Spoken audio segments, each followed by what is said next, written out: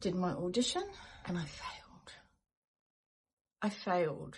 And I mean, when I say failed, it was an afternoon on a Saturday afternoon down under. And I believe it's day 7 that I've been doing this. I hope that you have been enjoying the videos so far. And as I've said before, they are not scripted, they are not planned, they are just boom. And if I could play music, I would, but it's YouTube and they'll take me down. And I'm not very good at singing a cappella. I'm not very good at singing at all, really. So today I was like, hey, what are we going to talk about? But you know what I thought was important? What I thought was important, that we just have a cup of coffee together. Let's go and make coffee and see if we can get it right today. I'm trying to get the camera right in here. And for some reason my tripod is playing silly buggers. Now the key is to make a coffee without it being noisy. Interesting exercise. Don't give me excuses. Anyway, did anyone go and check out the song? I'm aware that no one's going to hear me over that, so let's stop. The coffee is brewing and I've got an idea. It could be a mad idea. What did I do with my fucking glasses? Okay. Oh my gosh. Anyway, I've got this idea. So first of all, I just want to ask you, how are you all? Talk to me. Talk to me in the chat. Okay, we're back. We're back with this crazy idea from this crazy girl down under. Anyway, so fucking work. I don't know. Wrong headphones. Okay. Let's plunge the coffee, which I have brewed long enough today. Probably too long. Coffee. Just pop in the chat. I don't know. What are you doing on this Saturday? You may not even be on Saturday. You might even be on Friday night. Are you having your drink? Are you having a party? Are you hanging out with friends? Are you eating pizza? I don't know. Let me know. Okay, we're back. We're back. Cheers. And yes, if you go onto my Redbubble store, you can buy this magnificent mug. Didn't focus. Along with a lot of other things. And I was also going to tell you that I've been making some new designs. If you like goth art and all that sort of thing, and you want a groovy goth t-shirt or something for Halloween, go and check it out. More will be uploaded later today and over the weekend. And if you join my Patreon and become a much loved member of my Patreon community, a short story, a very hot and steamy short story will be coming up very soon. And that is why my page is an R18, because there's a lot of R18 stuff on there. So come on over and check it out. All right, here we go. This is just, I'm gonna be silly. I have to put these in so I can hear the music, and I'm going to try and enlarge this for my poor eyes. And I'm gonna see if I can sing. Excuse, so only just a snippet. I don't want your ears to bleed. Step back, be careful if you feel like this might be an issue for you. Okay, right. Don't give me excuses. Oh, how bad was that? Let's reconvene in the living room. Oh, fucking hell, I get so depressed sometimes that I can't hit the range, that I cannot sing. I cannot sing. This is why I do spoken word. Anyway, I'm a spoken word artist. And I'm a composer. And I'm a songwriter. But am I a vocalist? Do you know what the sad thing is? Okay. Is it sad? I don't know. You like stories, right? Okay. I didn't know what I was going to talk about today, but here we are. We're just going to morph into some storytelling. And this is just, it's not woe is me. It's just trying to get this fucking camera sorted, dude. Get it sorted, dude. Is that a song? I don't know. Can we make it one? Anyway, so this is what I'm going to share with you. Okay. I want to share with you why I'm so disappointed that I'm not actually a vocalist. That I just can't hit the notes. That I just can't do it. I carry it in my head when I hear myself sing. I'm like, until I hear it back, and then I'm like, oh, cringe. I'm going to share with you why I feel this utter disappointment, because up until the age of 14, so as young as I can remember, right through to 14, I had a magnificent voice. I did. I'm not joking. I was actually the soprano of the choir. I was a big part of the school choir. We used to tour the country, and back then I was raised in New Zealand and I was living in Wellington at the time. So, you know, you went and did all the big town hall, huge events. But the Wellington Town Hall, I mean, I don't know how big it really is, but when I was 12, it was huge and it was massive. And it was this big event, and it would be all the schools, you know. So, and it was, I can't even remember now if it was like a singing contest thing. I actually don't remember anymore, but what I do remember is that it was a conglomeration of schools, and we'll go around to town halls and put on these big events and have this huge audience. As I say, this is through the 12-year-old's eyes. I don't know how many people were there, but it seemed huge, you know, and you had like rows and rows and rows. It was like a huge cinema. Anyway, cheers. I entertained my family for years and years and years. I used to go and see my grandmother, and she would always say, sing. You know, she would have visitors and she'd go, sing.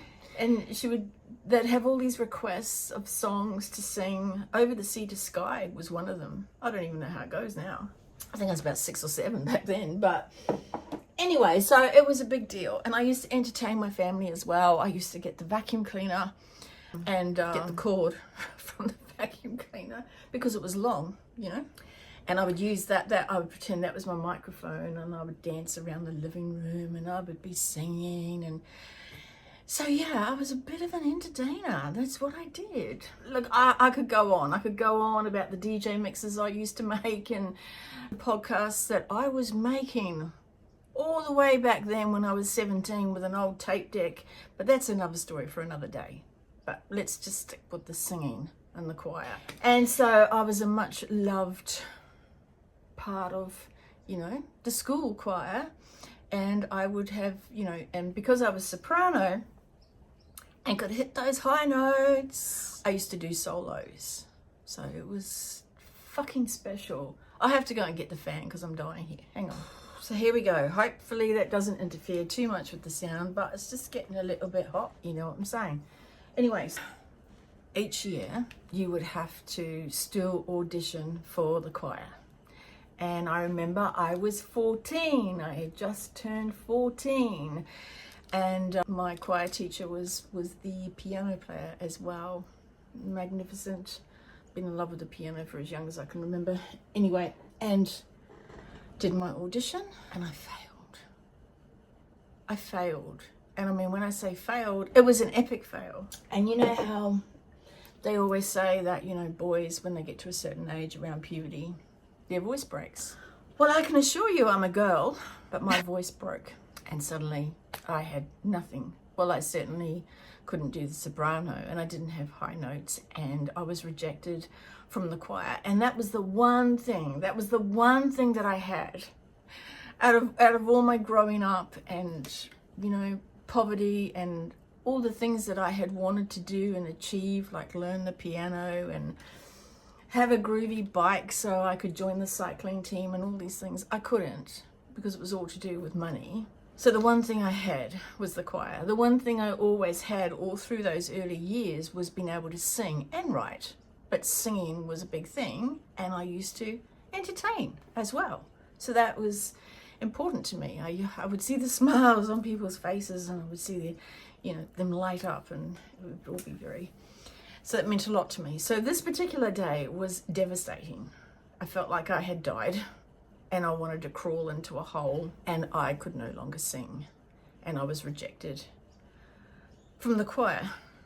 So consequently, it had a very negative impact on me, as you can imagine, for the rest of my years. I told myself, you can't sing, you can't sing, you can't sing, you've lost your voice, you've lost your voice. And of course, I've tried to develop my voice in recent years or later years, but the best that I can muster up really is like a spoken word delivery and use my voice in other ways. Now, I often think back to that time and I think, okay, so my voice broke. Big deal. I still, you know, I didn't think about it at the time, of course. I'm 14. My teacher says, sorry, love, we can't have you anymore. You can't sing anymore. I look back at that now. I mean, I don't know, unless you've got some insight for me, but I think, why couldn't they work with that? Okay, so I could no longer be a soprano, but could I not maybe be more of a baritone? I don't know. Maybe could they have still teach me to use my voice in a different way? Why was I so suddenly useless? Anyway, so that's my little story about singing and why my disappointment in not being able to sing anymore. It stems from a very, very deep place. You know how it's like, you know, I tried to learn the guitar from, I don't know, as young as 15, and I've never really could master the guitar. I can't get my fingers around the fucking chords. I don't know why. My fingers are long enough. They're made for the piano. I have a guitar, but I can't play it very well. And oh no, I started learning the guitar at 14. What am I talking about? That was where, yeah, when I couldn't sing anymore, I picked up the guitar. And one of my friends was a guitarist. So he taught me a lot of stuff. And of course he taught me Smoke on the Water, which is what everybody learns in Stairway to Heaven and yada yada. And I could actually play it. In later years, I started to play Joan Armatrading and things like that. But I never really could master it. I even had guitar lessons. But I don't have that same disappointment. I can look at the guitar and go, okay, well, I just couldn't get my I couldn't get my head around. I couldn't wrap my head around playing chords and getting the fingers and the structure and the, and then the strumming. I just wanted to strum like I was playing a ukulele in Tonga or something. That's how I used to play. But I loved it. That was fun. That is fun too. But I don't have the same disappointment around not being able to play the guitar because I was never good at the guitar, so it was okay. Do you know what I mean? It wasn't something that I was good at. I was good at the harmonica, but anyway, that's another story. Singing, that was the one thing I was good at. And the age of 14 was taken away from me. And so even all these years on, I still like, so that's my singing story. Fucking stupid, isn't it? Fucking boring, I'm sure. So I'm going to end this episode nonsensical nonsense. I hope you're enjoying it over coffee. Are you having a coffee or a drink or a cup of tea? Hey, are you at a party listening to me? No, you would not be. Why would you be? I found a poem. Look at that scribbled mess. Can I even read it? Anyway, it's called Dreamcatcher. I wrote it last year, it would appear. Last year. So I'm going to read it to you now. See what you think. See if I can read it without my glasses. Shall we try this? Shall we give it a go? Shall we? Okay. Right. I never know where the camera is there. I never thought I'd find myself trapped in the web of the dreamcatcher that dances above my head while the feathers fall loose upon dreams weaved inside nightmares of a life now long dead. A part of me misses the who of me that I were, yet knows that she was sad, and I don't want to be sad while I watch the storm clouds roll in over the imaginary hills of my mind. I close my eyes so I don't see the webs above my head and realize it's nothing more but the sound of rotating vanes of a windmill I once saw. In a dream? Or perhaps it was that train trip I took across dusty cornfields. Things are a little hazy now as I catch the remaining feather in my finger. The dream only dies when the lights go out and the memories linger. Anyway, hope you enjoyed this crazy fucking episode, and I will see you tomorrow.